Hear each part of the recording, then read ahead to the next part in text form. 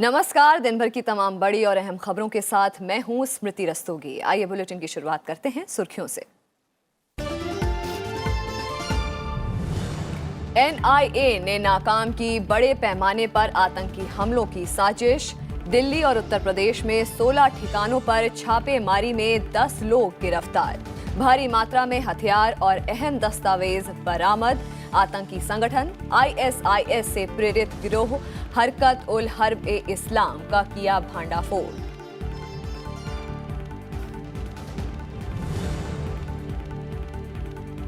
सरकार ने सख्त किए ई कॉमर्स कंपनियों के कारोबार के नियम। फ्लिपकार्ट और अमेजॉन जैसी दूसरी कंपनियां नहीं बेच पाएंगी अपने हिस्सेदारी वाली कंपनियों के उत्पाद। वाणिज्य और उद्योग मंत्रालय ने ई कॉमर्स कंपनियों की एक्सक्लूसिव सेल पर भी लगाई रोक।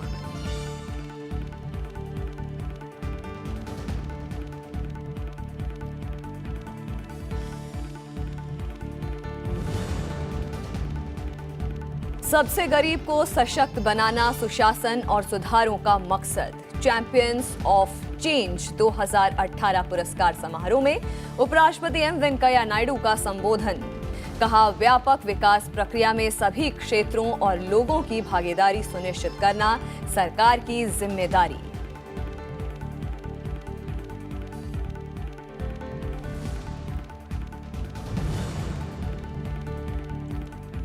मिशन 2019 के तहत बीजेपी ने जारी की 17 राज्यों और चंडीगढ़ के प्रभारियों और सह प्रभारियों की लिस्ट। गोवर्धन झड़ापिया, दुष्यंत गौतम और नरोत्तम मिश्रा को उत्तर प्रदेश की जिम्मेदारी।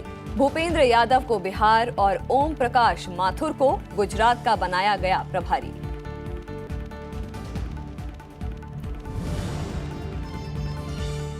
मेलबर्न में ऑस्ट्रेलिया के खिलाफ तीसरे टेस्ट में भारत की शानदार शुरुआत। टीम इंडिया ने पहले दिन पहली पारी में 2 विकेट पर बनाए 215 रन।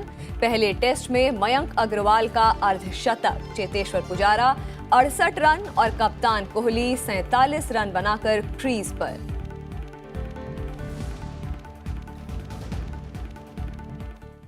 सबसे पहले आज की पहली खबर।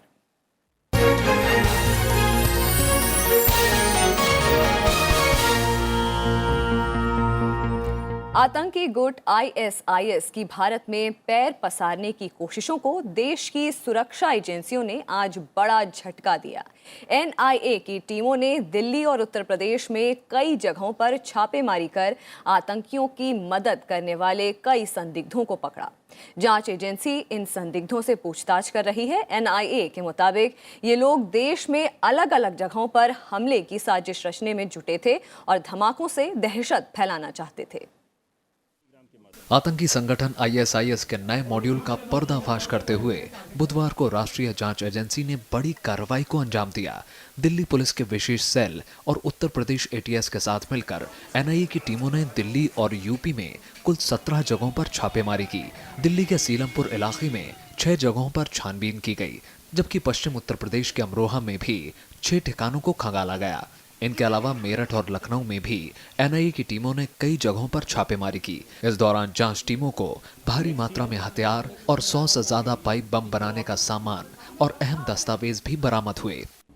इन सर्चेस के दौरान काफ़ी बड़ी मात्रा में एक्सप्लोसिव मटेरियल मिला है, कई वेपन्स रिकवर किए गए हैं और एक कंट्री मेड रॉकेट लॉन्चर भी रिकवर किया गया है। लगभग 7.5 लाख रुपए कैश में रिकवर किए गए हैं। 100 के आसपास मोबाइल फ़ोन्स, 135 के आसपास सिम कार्ड्स, कई लैपटॉप, मेमोरी कार्ड्स और इस तरह की अलग अलग इलेक्ट्रॉनिक डिवाइसेस सीज की गई हैं। एनआईए ने आतंकी संगठन आईएसआईएस के जिस नए मॉड्यूल का खुलासा किया है उसका नाम है हरकत उल हर्ब ए इस्लाम। छापेमारी के दौरान इससे जुड़े कुल 16 संदिग्धों को हिरासत में लिया गया। इनमें से 10 को पूछताछ के बाद गिरफ्तार कर लिया गया है। इनमें से 5 दिल्ली और 5 अमरोहा के हैं। बाकी संदिग्धों से भी पूछताछ की जा रही है। एनआईए के मुताबिक इस कड़ी में अभी और गिरफ्तारियां भी हो सकती हैं। अभी तक जो जानकारी है उसके हिसाब से एक विदेश में बैठे हुए एक हैंडलर से ये लगातार टच में थे। अदरवाइज जो ये पूरा मॉड्यूल है इसमें जो मेन गैंग लीडर हैं वो मुफ्ती सुहेल है, जो दिल्ली के जाफराबाद इलाके में रहता है, लेकिन वो नेटिव है अमरोहा का, और अमरोहा में एक मॉस्क में वो काम करता है और वही इस पूरे ग्रुप को डायरेक्ट कर रहा था। जांच एजेंसियों के मुताबिक पकड़े गए संदिग्ध आतंकी दिल्ली समेत उत्तरी भारत के कई हिस्सों में सिलसिलेवार धमाके करने की फिराक में थे और इनके निशाने में भीड़भाड़ वाले स्थल, सुरक्षा स्थल, राजनेता और जानी मानी हस्तियां थीं। रविंद्र सिंह शौरान के साथ ब्यूरो रिपोर्ट, राज्यसभा टीवी। और इस पर और विस्तार से चर्चा करने के लिए हम रुख करेंगे नवनीत राजन वासन, पूर्व डीजी एनआईए। सर, एनआईए ने आतंकी संगठन आईएसआईएस से प्रेरित एक नए मॉड्यूल हरकत उल हर्ब ए इस्लाम का पर्दाफाश किया है। इसे आप कितनी बड़ी कामयाबी के रूप में देखते हैं? नहीं, वास्तव में सुरक्षा एजेंसियों का काफ़ी अच्छा काम है, लेकिन इसके साथ साथ ये भी हम लोगों को मतलब हम सबको रेडी रहना पड़ेगा कि इस तरह के जो आतंकवादी हैं उसके प्रति हम उदासीन बिल्कुल नहीं हो सकते हैं और हमें हमेशा जागरूक रहना पड़ेगा। और विशेष स्तर के जो स्टेट पुलिस के अधिकारी हैं, जो स्टेट पुलिस है, जो उनको खास तौर पे इसके बारे में बहुत ही कड़ी निगरानी रखनी पड़ेगी, खास विशेष करके क्योंकि आने वाले दिनों में जैसे हमारा रिपब्लिक डे आ रहा है, तो ये लोग पब्लिसिटी करने के लिए या अपने को दिखाने के लिए हम अभी भी एक्टिव हैं, तो कुछ भी खराब वारदात कर सकते हैं और लोगों की जान ले सकते हैं और इस तरह के कोई घटनाक्रम को अंजाम दे सकते हैं।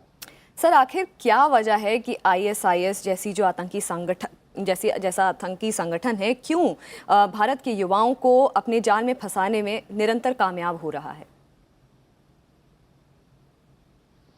देखिए, इन लोगों के पास, ये विदेश से काम करते हैं, इन लोगों के पास पैसा है। ये हमारे जो यंग लोग हैं जो किसी वजह से डिसग्रंटल्ड हो जाते हैं, किसी वजह से समाज के प्रति उदासीन हो जाते हैं, उनको ये अपनी तरफ करने में सक्षम है और उसकी वजह से ज़रूरत है कि हमारे देश में विशेष करके स्कूलों में, कॉलेजेस में जहाँ ये बच्चे पढ़ते हैं और समाज में, इनको डी रेडिकलाइज करने की समय समय पे बहुत ज़रूरत है। इनको बताना पड़ेगा, समझाना पड़ेगा कि ये जो है गलत रास्ता है, इससे किसी का भी लाभ नहीं होने वाला है और जो ये अचीव करना चाहते हैं वो कोई सही रास्ता नहीं है या वो सही गोल नहीं है, वो बताना पड़ेगा इनको। उसकी काफ़ी ज़रूरत है और सरकार इस बारे में कदम उठा भी रही है।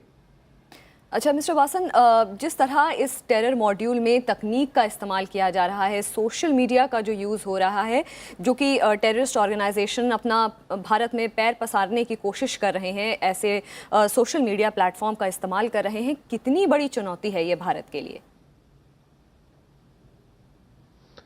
ये एक बहुत बड़ी चुनौती है क्योंकि देखिए, सोशल मीडिया के बहुत सारे जो हम ट्रांसमिट करते हैं वो मैसेजेस जो है इनक्रिप्टेड रहते हैं, उसको सुरक्षा एजेंसियों को पढ़ने के लिए भी संभव नहीं होता है और इस तरह के जो मैसेजेस हैं वो विदेशों में सर्वर में रहते हैं और हम लोगों को इन्वेस्टिगेशन के लिए भी उन सब सूचनाओं को इकट्ठा करने में काफ़ी मशक्क़त करनी पड़ती है और ये आगे आने वाले समय और दूसरे देशों के लिए भी एक बहुत बड़ा चैलेंज है।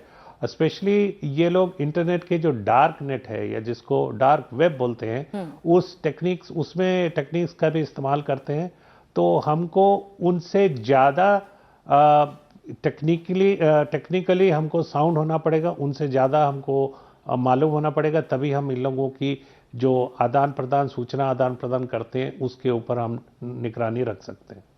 वासन जी, अभी तक भारत सीमा पार आतंकवाद का सामना कर रहा था, उससे जूझ रहा था। अभी जो खबरें आ रही हैं कि ऐसे टेरर मॉड्यूल्स अपनी जो सक्रियता है देश के अंदर बढ़ाने की कोशिश कर रहे हैं, ये कितना चिंताजनक है?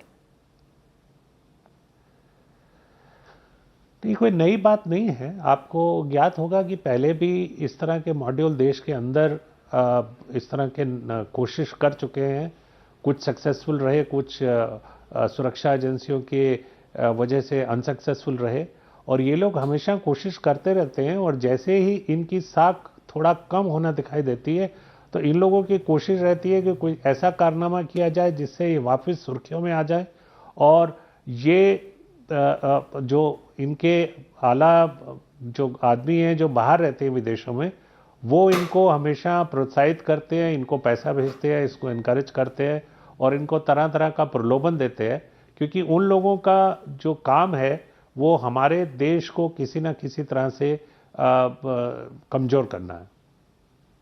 वासन जी, आपका बहुत बहुत धन्यवाद हमारे साथ जुड़ने के लिए और ये इस चर्चा में हिस्सा लेने के लिए। फिलहाल आज पहली खबर में इतना ही। वक्त एक छोटे से ब्रेक का, आप बने रहिए हमारे साथ।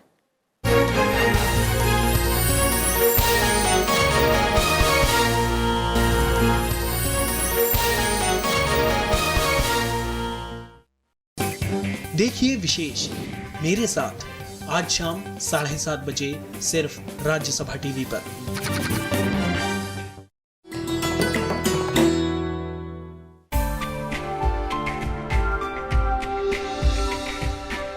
पच्चीकारी, सफेद संगमरमर पर रंगीन पत्थरों की जादूगरी, लातिनी भाषा में कहें तो पीटरा ड्यूरा।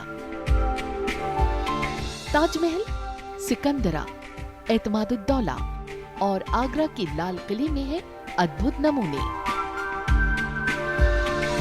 ईरान और एशिया से आए कारीगरों का हुनर जिसे अपनाया भारतीय कारीगरों ने और दिए एक से बढ़कर एक ऐतिहासिक स्थल।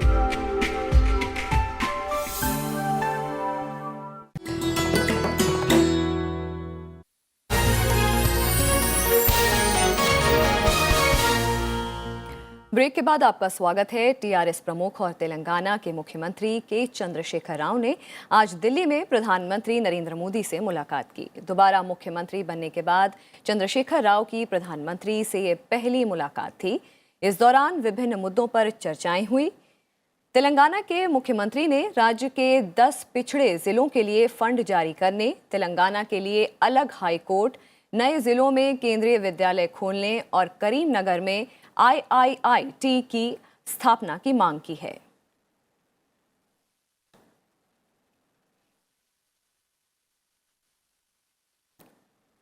भूटान के प्रधानमंत्री लोटे शेरिंग कल भारत की 3 दिवसीय यात्रा पर आएंगे। उनका ये दौरा 27 से 29 दिसंबर का होगा। इस दौरान भूटान के प्रधानमंत्री शुक्रवार को प्रधानमंत्री नरेंद्र मोदी के साथ शिखर वार्ता करेंगे, जिसमें दोनों देशों के बीच संबंध मजबूत बनाने के तरीकों पर चर्चा की जाएगी। भूटानी प्रधानमंत्री के साथ विदेश मामलों, आर्थिक मामलों के मंत्री और अन्य वरिष्ठ अधिकारी भी भारत दौरे पर आएंगे। भारत की 3 दिवसीय यात्रा के दौरान भूटान के प्रधानमंत्री डॉक्टर लोटे शेरिंग प्रधानमंत्री नरेंद्र मोदी से मुलाकात करेंगे। इस दौरान दोनों देशों के बीच रक्षा सुरक्षा के क्षेत्र में सहयोग बढ़ाने, आतंकवाद के खिलाफ मिलकर लड़ने, सड़क संपर्क और आपसी सहयोग को मजबूत करने पर चर्चा होगी। इसके अलावा भारत और भूटान मिलकर पर्यावरण की चुनौतियों से निपटने और पनबिजली के क्षेत्र में आपसी सहयोग बढ़ाने पर भी विचार विमर्श करेंगे। Today, the canvas of India-Bhutan relations encompasses almost all areas of human endeavor. And over the years, this mutually beneficial cooperation has been anchored in cooperation, in very remarkable cooperation in the energy sector. This year, we certainly hope to commission one of the flagship projects, the 720 megawatt Mangdechu hydropower project, hopefully this month itself. And we are also working together on a number of ongoing and planned projects which promises to ensure that our relationship in this sector continues in the future.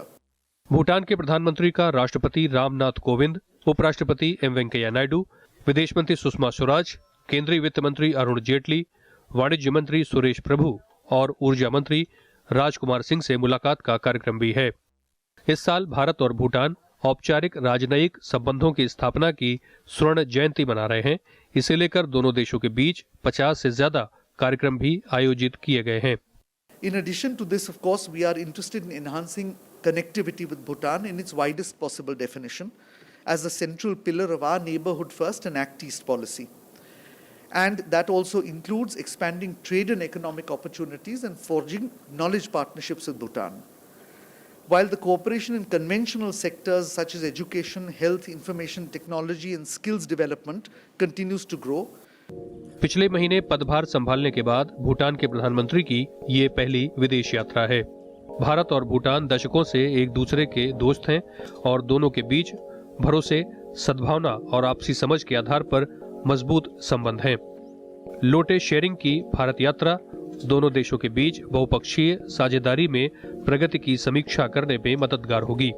साथ ही भारत भूटान के लोगों के फायदे के लिए दोस्ती और सहयोग के स्थायी संबंधों को विस्तार देने का अवसर भी प्रदान करेगी। भारत और भूटान के संबंधों को दुनिया का एक मॉडल माना जाता है जो दो पड़ोसी देशों के बीच में हो सकता है।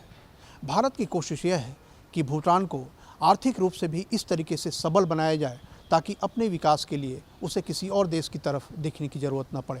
राज्यसभा टेलीविज़न के लिए कैमरा पर्सन जुनैद के साथ दिल्ली से अखिलेश सुमन। देश भर में सार्वजनिक क्षेत्र के बैंकों के कर्मचारी आज हड़ताल पर रहे, जिसकी वजह से बैंकों से जुड़े रोजमर्रा के कामकाज प्रभावित हुए। बैंक कर्मचारियों ने विजया बैंक और देना बैंक का बैंक ऑफ बड़ौदा में विलय किए जाने के प्रस्तावित फैसले के खिलाफ हड़ताल की। हालांकि इस हड़ताल को लेकर बैंक ग्राहकों को पहले ही सूचना दे चुका था, जबकि निजी क्षेत्र के बैंकों में सामान्य तौर पर कामकाज किया गया। ये हड़ताल United forum of bank unions यानी UFBU ने बुलाई थी। UFBU 9 बैंक यूनियनों का संगठन है, जिसमें All India Bank Officers Confederation, All India Bank Employees Association, National Confederation of Bank Employees और National Organisation of Bank Workers भी शामिल हैं। एक हफ्ते के अंदर सार्वजनिक बैंकों में आज दूसरी बार हड़ताल की गई। सरकार ने सितंबर में इस विलय को लेकर घोषणा की थी।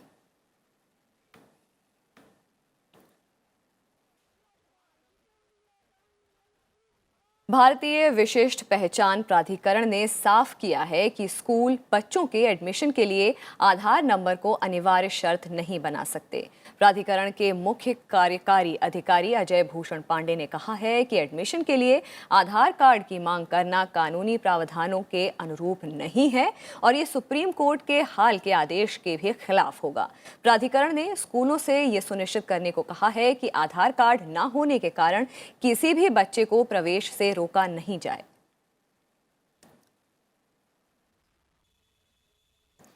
ट्रेन 18 आधिकारिक रूप से भारत की सबसे तेज चलने वाली ट्रेन बन गई है। रेलवे मंत्री पीयूष गोयल ने ट्विटर पर यह जानकारी शेयर की है।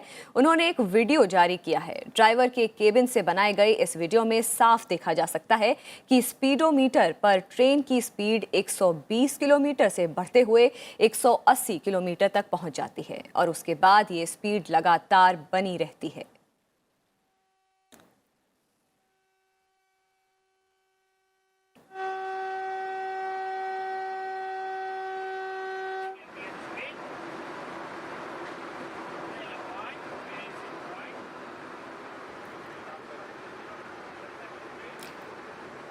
आप देख सकते हैं कि ट्रेन 18, जिसे आधिकारिक रूप से भारत की सबसे तेज चलने वाली ट्रेन घोषित किया गया है। रेलवे मंत्री पीयूष गोयल ने ट्विटर पर यह जानकारी शेयर की है कि ट्रेन 18 आधिकारिक रूप से भारत की सबसे तेज चलने वाली ट्रेन है। उन्होंने एक वीडियो भी जारी किया है, जिसे आप देख सकते हैं। हमारे विजुअल्स हम आपको लगातार दिखा रहे हैं कि ड्राइवर के केबिन से ये वीडियो बनाया गया है, जिसमें साफ तरह से ये देखा जा सकता है कि जो स्पीडोमीटर है उसमें ट्रेन की स्पीड 120 किलोमीटर से धीरे धीरे बढ़ते हुए 180 किलोमीटर तक पहुंच जाती है और उसके बाद ये स्पीड लगातार बनी रहती है। उपराष्ट्रपति एम वेंकैया नायडू ने कहा है कि सुशासन और सुधारों का मकसद कतार में खड़े आखिरी शख्स को सशक्त बनाना है और विकास की प्रक्रिया में सभी लोगों को शामिल करना ही शासन का अंतिम उद्देश्य होना चाहिए। दिल्ली में चैंपियंस ऑफ चेंज अवार्ड समारोह में उपराष्ट्रपति ने ये बात कही। उपराष्ट्रपति ने देश के पिछड़े जिलों और इलाकों के विकास पर विशेष जोर दिया। उन्होंने कहा कि व्यापक आर्थिक विकास को हासिल करने के लिए सभी इलाकों, राज्यों और क्षेत्रों का संतुलित विकास सुनिश्चित किया जाना चाहिए। उपराष्ट्रपति ने कहा कि सरकार ने सुधार एजेंडे के तहत अर्थव्यवस्था को मजबूत बनाने और शासन तंत्र में सुधार के लिए कई कदम उठाए हैं। उन्होंने जोर दिया कि देश की प्रगति तभी संभव है जब तेजी से बढ़ती अर्थव्यवस्था में हम लोगों को, खासकर युवा शक्ति की क्षमता का इस्तेमाल कर सकें।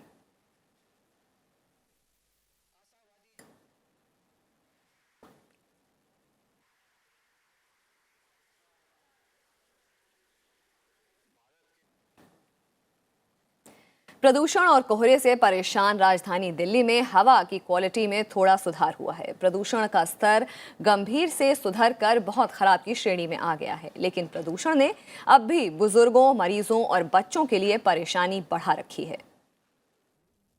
दिल्ली के रहने वाले 55 साल के वीर सिंह को दमे की बीमारी है, लेकिन इस साल उनकी हालत गंभीर हो गई है और अब वो अपने घर से मास्क पहने बिना निकल नहीं सकते।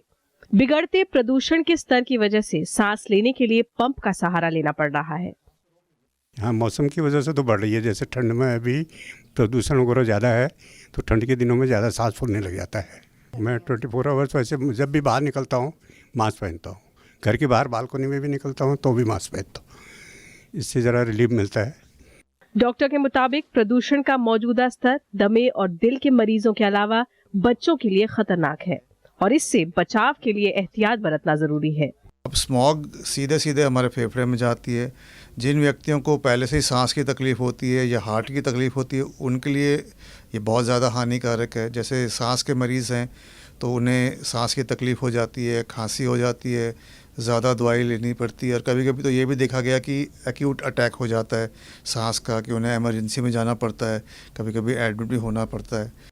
50 घंटे तक प्रदूषण की इमरजेंसी झेलने के बाद अब दिल्ली एनसीआर को कुछ राहत मिली है। सफर के मुताबिक बुधवार को हवा की गुणवत्ता में सुधार को देखते हुए स्थिति गंभीर से सुधरकर बहुत खराब की श्रेणी में आ गई है। PM10 का स्तर 348 और PM 2.5 का स्तर 203 दर्ज किया गया। पर्यावरण प्रदूषण नियंत्रण प्राधिकरण के अध्यक्ष भूरीलाल ने कहा है कि हालात को देखते हुए जरूरी कदम उठाए जाएंगे। फिलहाल दिल्ली में औद्योगिक गतिविधियों और निर्माण कार्य पर रोक जारी है। अभी कल तक सीवियर था, आज वेरी पुअर है, तो देखते हैं जो सिचुएशन होगी उस मुताबिक अगली कार्रवाई की जाएगी। अभी थोड़ा ठीक हो रहा है, कल तक शायद और ठीक हो। मौसम विभाग के आंकड़े के मुताबिक दिसंबर महीने में ठंड ने 12 साल का रिकॉर्ड तोड़ा है। ऐसे में दिल्ली एनसीआर में लोगों पर ठंड और प्रदूषण की दोहरी मार पड़ी है। अनु दीवान, राज्यसभा टीवी। और दिल्ली समेत उत्तर भारत शीतलहर और कोहरे की चपेट में है। दिल्ली में आज तापमान सामान्य से 4 डिग्री कम दर्ज किया गया। वहीं पहाड़ी इलाकों में बर्फबारी से लोगों की मुश्किलें बढ़ गई हैं। दिल्ली समेत पूरा उत्तर भारत कड़ाके की ठंड की चपेट में है। मैदानी इलाकों में घने कोहरे और शीतलहर ने लोगों के लिए काफी परेशानी खड़ी कर दी है। दिल्ली में बुधवार को न्यूनतम तापमान 3.8 डिग्री सेल्सियस रिकॉर्ड किया गया। वहीं दिल्ली, पंजाब, हरियाणा और उत्तर प्रदेश में कोहरे से रेलवे, सड़क और हवाई यातायात पर असर पड़ा। लोग ठंड से बचने के लिए अलाव का सहारा ले रहे हैं। ठिठुरती रातों में रैन बसेरों में बिस्तर और कंबल की व्यवस्था की गई है। हालत ज़्यादा खराब है ठंड की। शीतलहर इतनी है कि घर से निकलने का मन ही नहीं करता इस टाइम। ठंड ज़्यादा ही ठंड है, पहले से 2-3 दिन से ज़्यादा ठंड पड़ रही है। पहाड़ी इलाकों में कई जगहों पर तापमान 0 से नीचे चला गया है। जम्मू कश्मीर और हिमाचल प्रदेश में कई झीलें और नदियां जम गई हैं। मौसम वैज्ञानिकों के मुताबिक अगले कुछ दिनों में ठंड से राहत नहीं मिलेगी। अगले जो 48 घंटे हैं इसमें कोल्ड वेव्स कंडीशन जो प्रिवेल करती रहेंगी। जो मिनिमम टेम्परेचर है उनमें जो गिरावट रहेगी और जो वेदर है वो अगले 4-5 दिन तक ड्राई रहेगा। जम्मू इलाके के बनिहाल में सीजन का सबसे ठंडा दिन -3 डिग्री रिकॉर्ड किया गया। वहीं हिमाचल के लाहौल स्पीति जिले में तापमान रिकॉर्ड -11 डिग्री सेल्सियस दर्ज किया गया। Bureau report, Rajya Sabha TV. और अब खेल से जुड़ी खबरें। टीम इंडिया और ऑस्ट्रेलिया के बीच तीसरे टेस्ट के पहले दिन टीम इंडिया ने शानदार शुरुआत की है। टॉस जीतकर पहले बल्लेबाजी करते हुए टीम इंडिया ने 2 विकेट के नुकसान पर 215 रन बनाए। कप्तान विराट कोहली 47 रन और चेतेश्वर पुजारा 68 रन बनाकर क्रीज पर नाबाद हैं। वहीं अपना पहला टेस्ट मैच खेल रहे मयंक अग्रवाल ने शानदार 76 रनों की पारी खेली। 4 मैचों की इस सीरीज में अभी दोनों टीमें 1-1 से बराबरी पर हैं। फिलहाल इस बुलेटिन में इतना ही। नमस्कार।